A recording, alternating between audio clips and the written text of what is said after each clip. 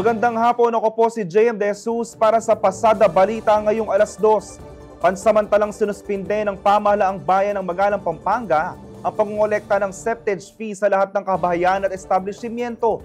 Sa bisa ito ng Executive Order 19 na nilagdaan ni Mayor Malu Lacson ngayong Huwebes, July 10. Tugon ito sa mga reklamo ng mga residente sa lugar, kaugnay ng mga biglang paniningil, kawalan ng malinaw na konsultasyon at komunikasyon at umunoy hindi patat sa pagpapatupad ng programa sa buong bayan. Sa bisa ng kautusan, mahigpit munang ipinagbabawal ang anumang koleksyon o serbisyo ng third-party dislodging providers habang nirerebisa ng Sangguniang Bayan ng ordinansa tungkol sa septage management.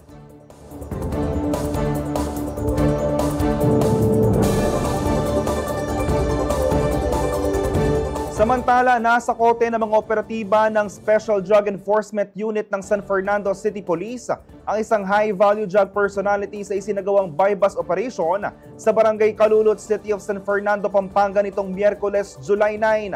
Aabot sa 60 grams ng hinihinalang shabu na tinatayang nagkakahalaga ng mahigit 400,000 pesos ang nakuha mula sa sospek na kinilalang si Joven Canlas Lopez, 23 years old, na residente ng New Barrio, Calulot.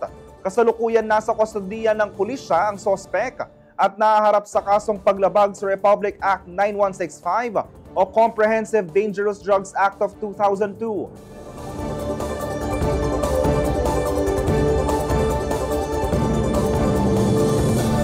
Abangan ang iba pang mga ulat sa CLTV 36 News mamayang alas 6 ng gabi. Ako po si JM De Jesus. Magandang araw po.